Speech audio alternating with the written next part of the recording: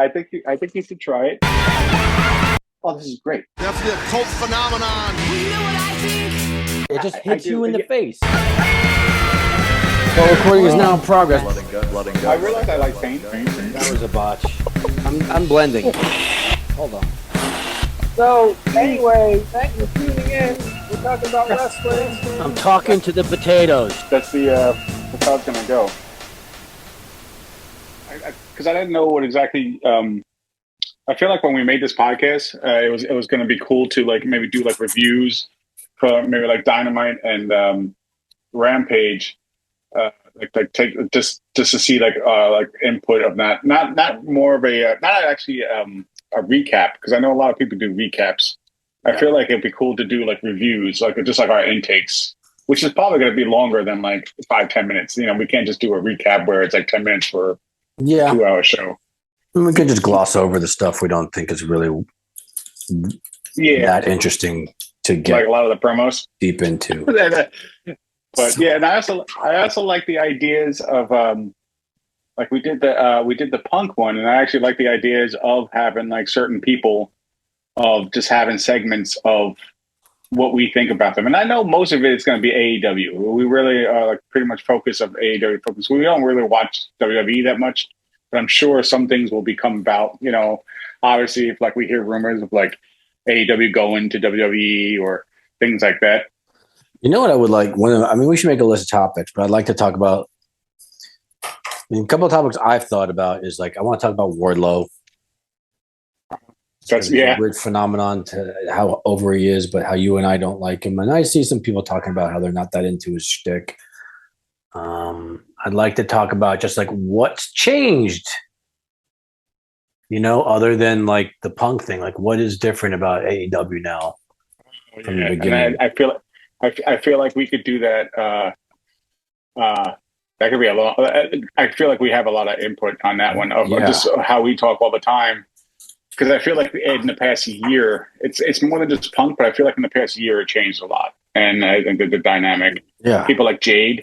Jade 2 is another one of like, I think it's going to, you know, we could have a whole bunch of input on like, I think just discussions about that one, because she seems to be still a phenomenon, and I don't know why either, but she's gotten better. But anyway, I feel like that could be another topic. Yeah.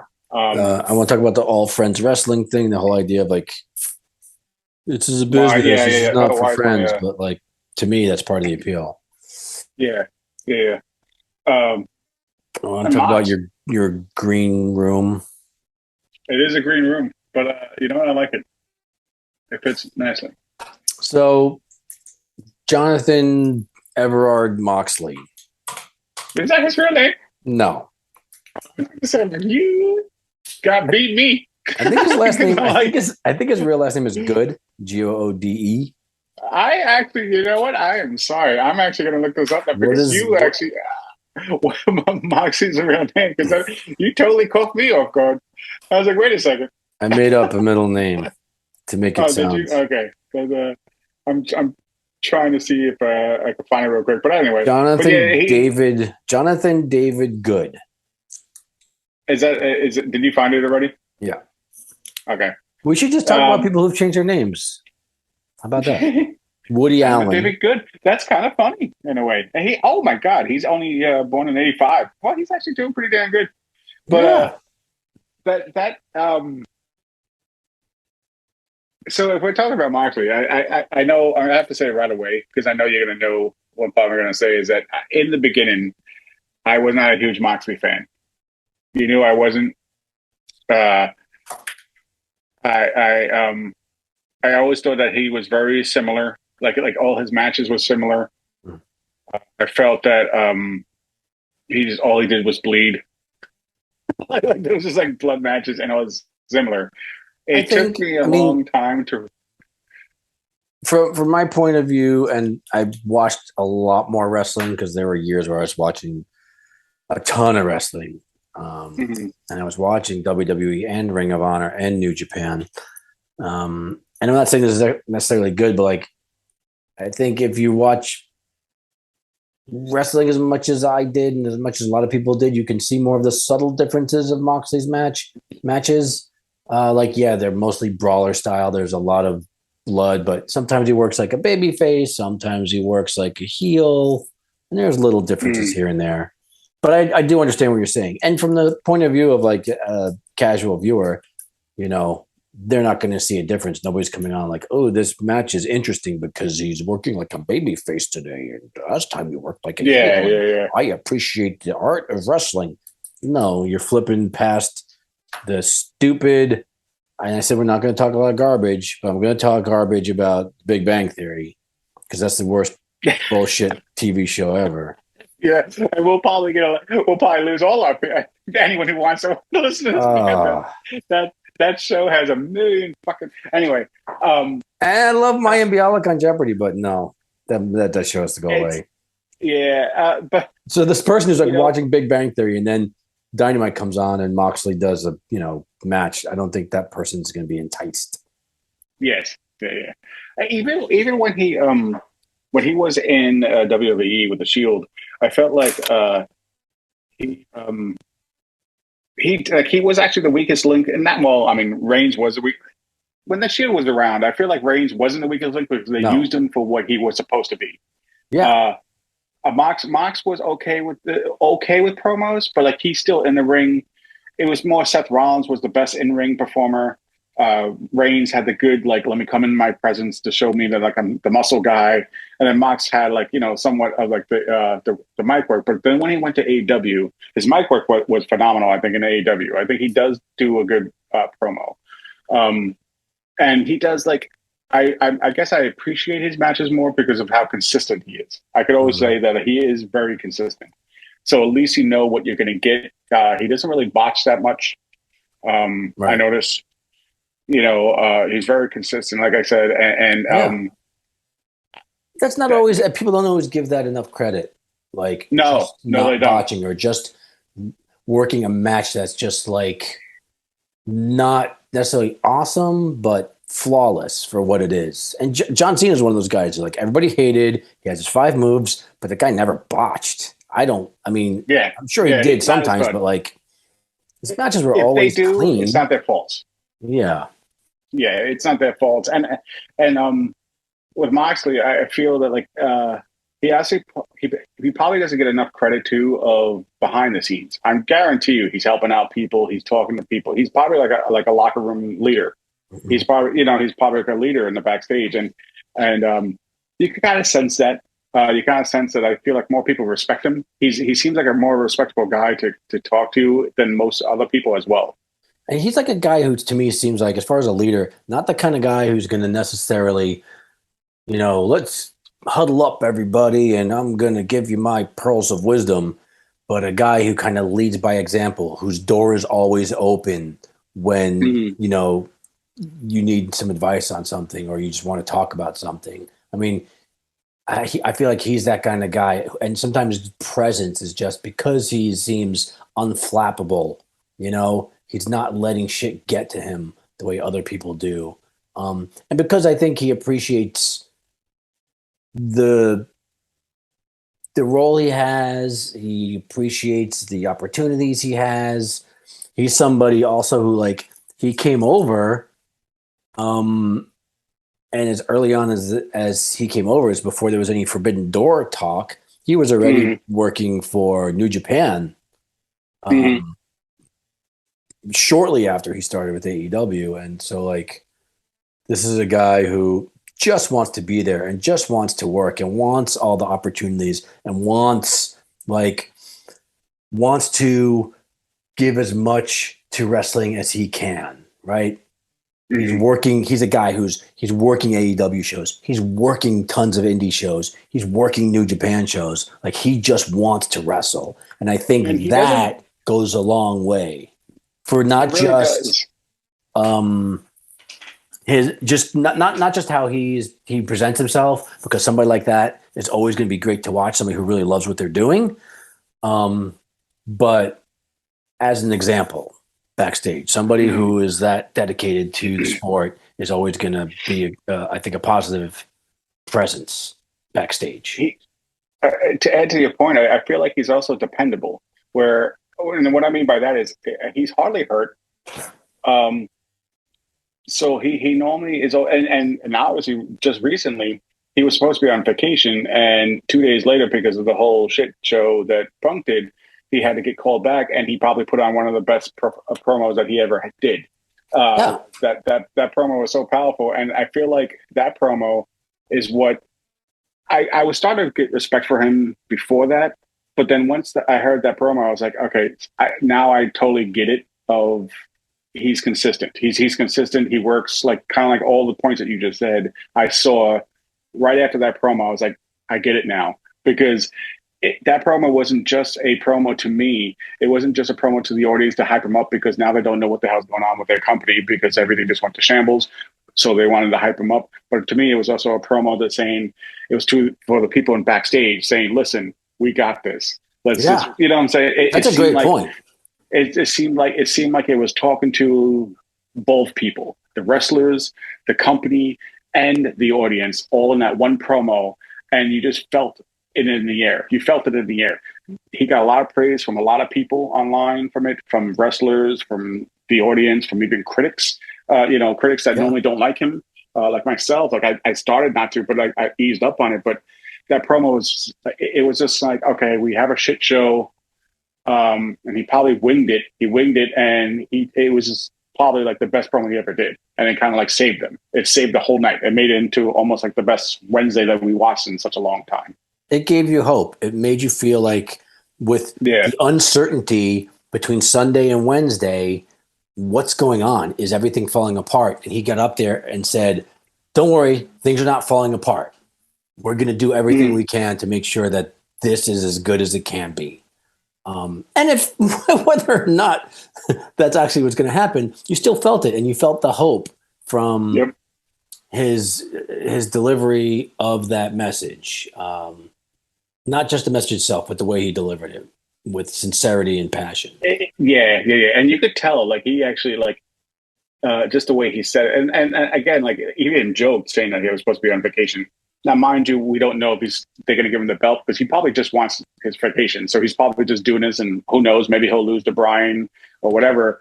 But I wouldn't be mad if they give him the belt again because of that speech just alone. Him coming up and saying, hey, we need you. He came in, saved the day again, and put on and just set the whole tone. I wouldn't be mad. I wouldn't be mad if they said, here's the belt. I think it would be great. And to your point about like him coming in on what was supposed to be his vacation, I think that's a small thing that actually probably goes a longer way than you would think. Especially when you're comparing it to somebody like Punk, who's like, especially after that media scrum, his attitude of kind of like, I'm the star, treat me like a star. Where Moxley is like, who can you relate to that? That's like the average watcher who goes into a job every day doesn't get to go to his boss and say, hey, I'm the star, treat me like a star. But you know what they can relate to? When your boss asks you to come in on your day off. Yeah. And sometimes you have to, and you suck it up and you do it because that's what somebody called in sick, somebody else, something happened, or there is a emergency and you have to come in on your day off. Like everybody can relate to that. And Mox has that regular guy thing. And that it's like, it's very rare to be able to have that superstar feel and the regular guy feel at the same time. And I think that's what Moxley has, And he did. I think he did a great job with the Blackpool Combat Club. Trying so hard not to say anything else because I know we do jokes about that. But I think he did good with that. Him and Brian starting that off. I kind of like the whole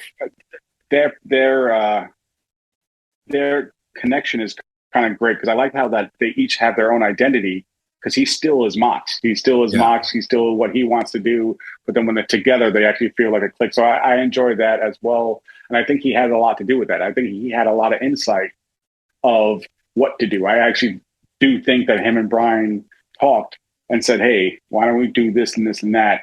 And then it got Regal in, you know what I'm saying? Like, so like, I think he had a lot to do with that. I also think that with him, I respect him a lot when he went into rehab I don't think he gets a lot of respect for. Like I know that's kind of like not too many people mention it again, but I feel like that's another thing that I feel like he deserves a respect and how he is as a person, because for him to say, I was a top guy, but now, you know what? Listen, I got to go. I got to step away and do this for me. I'm so happy that the whole entire locker room and Khan supported it, and the way they did it was really good. I thought it was a magical moment when he came back from that, because the crowd was just so pumped, because you were happy. He defeated it. He got healthier, and he looked great. Like when he came back, he looked great. He even looked happier. Even though he plays like the whole mean guy, he looked happier, and he just looked healthier. So it's a huge work. I think it's a huge thing when he did that and came back. Yeah, and people want that kind of thing. People want, again, that's something that's like a relatable thing. Everybody has their vulnerabilities. We don't want. I think some people think that this is what people want, but I don't think most people want a perfect champion. They want somebody that they can relate to. They want somebody they can sympathize with, right? Mm-hmm. The superhero who never gets a scratch on him, that only goes so far. They did that a lot. And then there were some critics of this, but I think they did that with Hangman, giving him like the drinking problem and the sort of like self-esteem problem. But like, I thought that worked really well, especially for like a long-term story that could be, told over and over with different facets to it. But I think Mox has a similar appeal there. I really wanted to read his book. I heard his book is really good. And now because of that speech, I'm telling you, I'm probably going to go get that book and read it now, because I'm actually really curious now to hear it. Because it was just one of those, there's a few things. I mean, I still don't like the fact that he blades all the time, like, or, or bleeds, that I could get away with. But I do think that they'll probably will, because now they're toning down the blood and the cursing. I'm just curious of what they would do. I kind of think that I thought that they were going to give him the belt just because of that, and when he said the legend line. But then now I feel like they might not, because he probably really wanted to go on vacation, because I think he was supposed to be on vacation for like 6 weeks. Right. And I think he was supposed to go on 6 weeks, and then because I think he's doing New Japan, right? He's doing the New Japan. I forgot that their major G1 is it G1? Is the G1 now? I think the G1 already happened. No, there's something. I heard rumors that it was Japan that he's going back to as well. I have to look it up. I haven't followed New Japan that much this year. And the back thing that when you were saying how the door's always open for him when people want to like talk to him or whatever, I also feel, which goes a long way for me, is that he doesn't cause any fucking drama. He doesn't cause any drama. Sorry, but he doesn't cause any drama. Shame on you. I shouldn't curse. I'm trying to do better. Okay. It's not gonna. We're not gonna. Yeah. Losing battle. I feel that goes a long way, because when you don't cause drama at all, even in any job you go to, if you just come in and do your shit and you do a good job and you go home and you don't cause some drama, that goes a long way. But when you have someone, like I said, we had that whole Punk thing, but the fact that he doesn't cause drama to me is amazing. And I feel a lot of people then in the back loves that too. Like, here's a guy he's doing what he's told. Like, so if he's going to win, lose, if he's going to be the champion, if he's not going to be a champion. I mean, to me, I feel like when he has the belt, it's not the people in the back room is not sitting there getting mad like they would that, the Punk's just getting the belt again, or someone like him is getting, like they're not mad that Mox is the champ. There's reasons. Like, he seems like he seems like the kind of guy that you want to be the face of a company more than someone like Punk. A lot of I don't think he used these words, but I think to kind of summarize what you're saying, and what I think was a lot of what he was getting at in his promo was he's a team player. And he's trying to differentiate himself from Punk, saying Punk's in it for himself. I'm in it for wrestling as a whole, and AEW, and my coworkers and fellow wrestlers and people who are in the business trying to get ahead. that's an amazing point that you just said, because I just thought about it with this promo. Bang, I keep on going back to the promo just because anyone who like it had never seen it has to watch it. He did the promo and he talked about was like the 5 people that's in the actual tournament to get the belt again. But he boasted it. He raised them up. He said compliments. He didn't sit there and knock them down and this now. He was like, oh, Jericho's here. He's like a legend, blah, blah, blah. Brian, he's probably like the most technical, best wrestler. This guy, like he sat there and just actually like kept on praising them. And he praised them, but still put on this promo saying, but now it's for me to be, you know, like there was a way that he just did it. Yeah. That was like, okay, here's a time where the company's in shambles. We don't know what's going on. So no, I'm not just going to go out here and be the typical shit on all my people that I'm going to be wrestling against. No, I'm going to boost everyone up because I know that we all need this now. We all need everyone to sit there and hear that, hey, we're all good. Let's do this. And and I just thought that was a good point. The real pros always do that well. Jericho's always been good at that. Brian does it. And Punk did it when he first came in. He was putting a lot of people over in his promos, and his announcing when he was behind the announcer's desk for the first few months. And I think you can really probably draw a line on the calendar where things started to go bad in AEW. It was like where you kind of heard Punk less and less putting people over. Those first few months, like he would get in the ring and you make sure to talk about Darby Allin and Jungle Boy, especially the up and comers. And eventually it was all about Punk. And I think that was probably where a lot of things changed and his attitude changed. And, I think the honeymoon was over and he came in, he felt like I did my job putting people over. Now I want to get mine. And it was like, bad taste in people. So that's what I think. Mox, like I said, normal his most promos is like, oh, I'm just gonna beat you up or do this and that, whatever. The typical wrestling promo. And that's what I feel like where he did that last promo that he did to praise all of them. That's why I feel he did that for the people in the locker room too, as well. It was not just for the audience because he sat there and praised everyone. It was more like, okay, listeners, everyone who's listening, we have to get our shit together. Yeah. Let me show you that it's not this company that has one person. We have multiple people that are really good.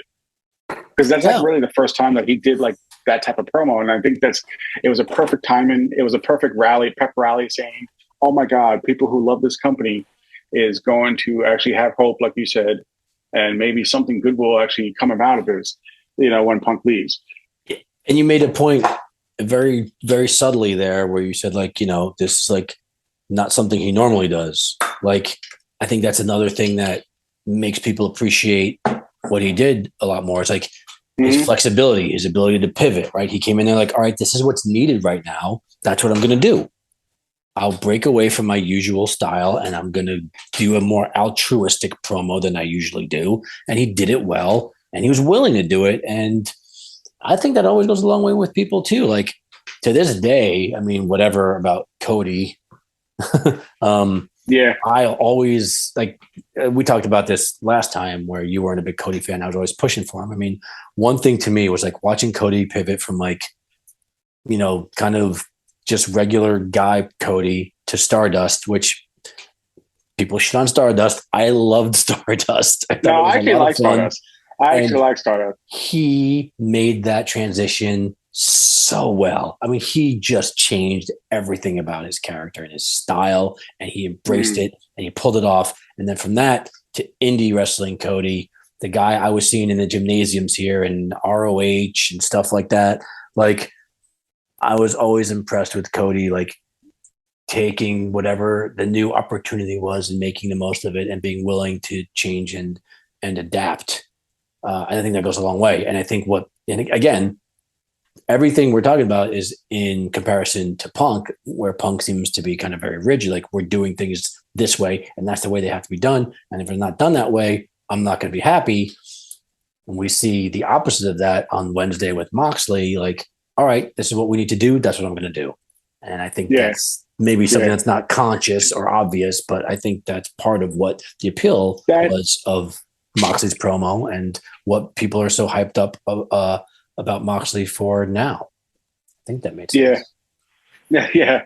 But no, it's agreed, and that's why I think that promo was so special is because the fact that like he came there for 2 days, getting a phone call saying, "Hey, you have to come here and do this," and the fact that he did it so perfectly when. Again, I could say this, I could keep on repeating myself, but man, we did not know what the hell was going to go happen. We did not know. We thought that that Wednesday's show was going to be a shit show. We thought everything was just going to be like the worst thing that we saw.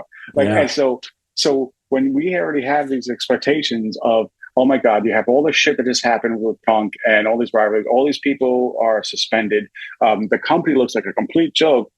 And then when MGF came out, you're like, okay, whatever. He did his little spiel, which is cool, whatever. Then Mox comes out, gets MJF out, and then when he speaks, you almost are like a little kid. You are almost like a little kid, like you just want like to stand up and like hold flags and just get pumped up, and you're like, I can't believe.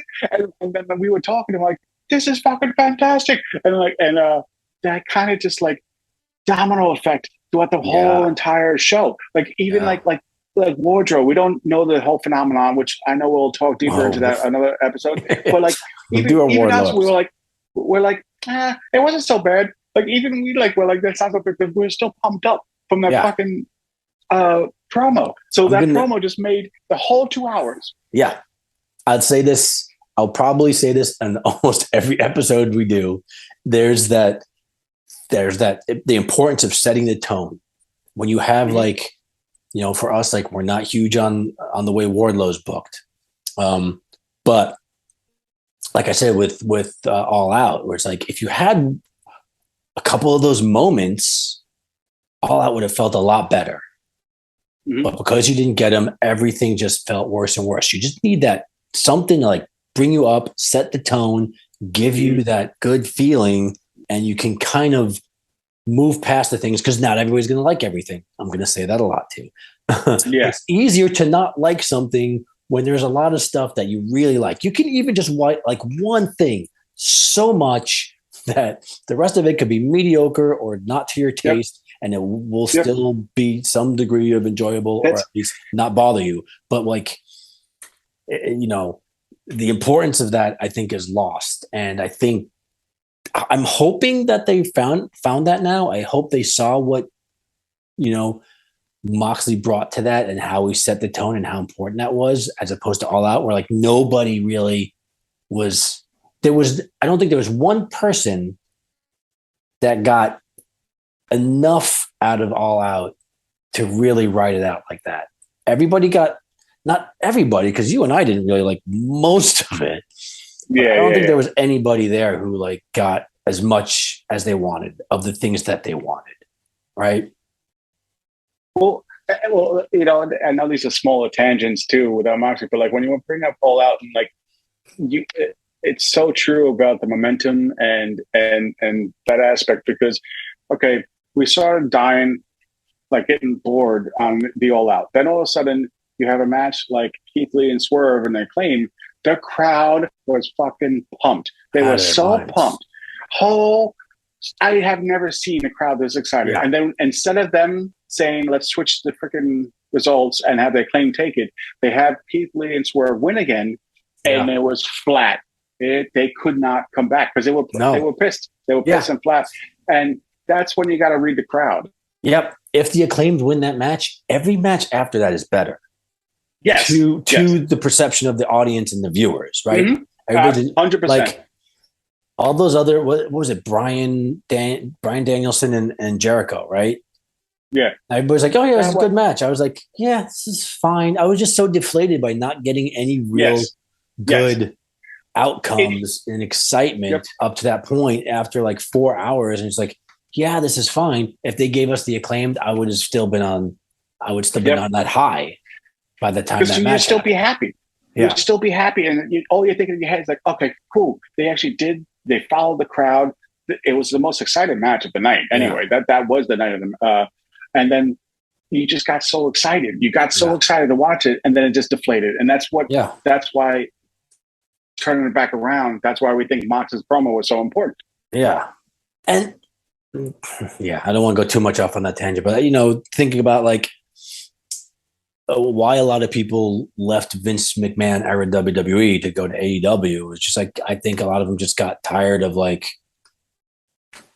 3-4 hour pay-per-views where only heels win. Yes. Give me some. Yeah. So what is he doing? That seems to have been the trend with this. It's like, and the idea of like strike while the iron's hot, right? Like Moxley, he didn't have a choice. I think that's another thing that people felt hopeful about, right? Tony Khan was forced into position to say, Moxley, I need you to go out and do this promo. Where before he was wishy-washy about stuff. He was like, well, we can let the heels win because the baby faces will get their win back in a month. But like, you got to strike while the iron's hot. You can't wait. And with Moxley, he didn't have a choice. There was no waiting. You have to do this promo. You have to do it now, and you have to hit it hard. And I think that's a lot of what they were missing, right? The Acclaimed, I'm sure he had it planned to get the Acclaimed their win back in New York, which will be great, but like, it's not the same. You can't recapture that moment, Yeah, you can't because it's that day where the crowd was so huge. But and that's why like and I feel like Mox does it multiple times. I think he was a good champ when he did defend it a lot too. It's not like he didn't defend it at all. And he takes a lot of bruises and cuts. I mean, as we know, because he bleeds all the damn time. But yeah. So that's why, as a momentum of him doing that, I just hope that they learn from it. I hope that they give him his flowers. Like I hope, like even if he doesn't posies win the belt because he just wants his vacation. What? Right? What do you say? I was being dumb. But I think what's it called? Even if he doesn't give the belt, I'm just hoping that he like people respect it. Like I hope that people respect the fact of what he did for that company. Because I'm praying that like this week, I don't know what the card is supposed to be. I'm praying that this week they keep the momentum going because man, we did not know that that ended up being the best Wednesday I think we had that we loved in a very long time, and it really started from that one promo. And I think that's why we just spent like all the time because it was so important. Yeah, and that's really, I mean, most of the stuff info that I have on Mox of like what I want to talk about because I feel like we did all the points, but I just thought it had to be said because I think that promo was really important. There's a little thing about Mox we didn't mention that I haven't been able to squeeze in there, but like he did a thing, and you would probably have noticed this because you don't really watch New Japan, but after he went to New Japan and faced Suzuki, which was kind of a dream match for a lot of people, and I think a dream match for him. When he came back to AEW, he was doing Suzuki's moves. He was doing the rear naked choke. He was doing the gotcha pile driver. Like, that's a subtle way of like kind of putting another guy over that I think a lot of people might not notice or appreciate. And it shows his commitment to the business as a whole, right? And it shows his selflessness and his appreciation and his a willingness to kind of like, give a nod to somebody else. And to give something to the fans because there's those, in the 5,000 seat arena, there's like 800 nerds like me who are just like, he just did that pile driver last week. He was against Suzuki. He didn't do that before.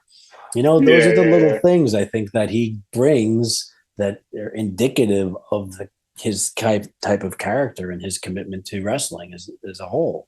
I wondered if it was him and Brian. Do you think it was them two that wanted to make sure that the Blackpool had their solid moves? Oh, I don't know, like the theme moves, like the hammer and anvil elbows, and stuff like and the that. stomp, I don't know. Stomps. Those are both Brian's moves, I think. That's a good point. They all do it, and I think it's cool. I think it's cool too. I think it's cool too because like it unifies them. I don't think I actually ever seen that ever done in my like in the stuff I've had. I have no memory of anybody else doing that. So so I'm just curious because I could feel like Brian and Mox is like the masterminds at most of the Blackpool. So I'm curious to see if that was one of the things. And the whole idea of Blackpool, when you think about it, it's like, hey, these young guys need like somebody to look up to and somebody to show them the ropes. These other guys are not up to the task. We'll show them how it's done. And we're going to bring Wheeler Yuta under our wing and probably Daniel Garcia next, right? That's like the whole theme of Blackpool Combat Club. Is kind of like, we're the veterans. We've done this a long time. We're going to help these guys get better. If not us, who? Yep. We don't want them to fall under like the negative influence of Jericho Appreciation Society or some other ill-meaning heel faction. Yeah. I heard too rumors on that that they're going to bring out a female into that group. Helps. I heard a Hater. I think they were going to do a Hater. Oh, that would be good, actually. Yeah. So I was like, oh, that'd be kind of cool. So like it just I think they need. Go ahead. No, I think they need a female one because obviously the women's division is lacking a little bit, so I think that'd be good for them as well. Yeah, it's been getting better, but that's another podcast. The last thing I want to say, as we have a little bit less than 4 minutes left, is there's a big challenge now. What happens next with Moxley? How do you follow that promo? You can't just do that every week, right? It'll get stale. It'll become disingenuous. But what do you do? We'll say someone to when you said that someone who's relatable should be another podcast is Eddie Kingston. Eddie Kingston, because he could probably do a promo that will probably lift everyone up as well. I agree. Take the reins off of Eddie Kingston. Oh man, he will definitely do good. I don't know. Like if Moxley can't get the belt, like Eddie and Moxley with the tag belts would be great. But like, I would love to be a tag team. And it works. It wouldn't feel too forced. Like just two random people stuck together, kind of like Swerve and Our Glory, which is they're both good individually. It's a forced team. I was glad they won. They have the worst name ever, but Eddie and Mox, there's a history. It feels right. It makes sense. I wouldn't mind seeing that. But I'd like the Acclaim to have the belts for a little while first. Yeah, me too. Or give Mox Trios belt. If they had Claudio Danielson and Mox that's true. Trios belt, that would be pretty cool. Yeah. I'm sure they'll be due. They'll get it eventually. Yeah. But, so who knows what's next? Good luck, Tony Khan, with all the stress he must have on him trying to figure out how to follow that. I hope he's got something. Hopefully Moxley's got something up his sleeve. Yeah, and we'll find out tomorrow. I assume that we'll probably do something on Thursday to recap and do our reviews of what happened on Wednesday night. Yeah. So, hopefully I have enough whiskey next time until then. Yeah. Cheers. So we should think of a sign off, huh?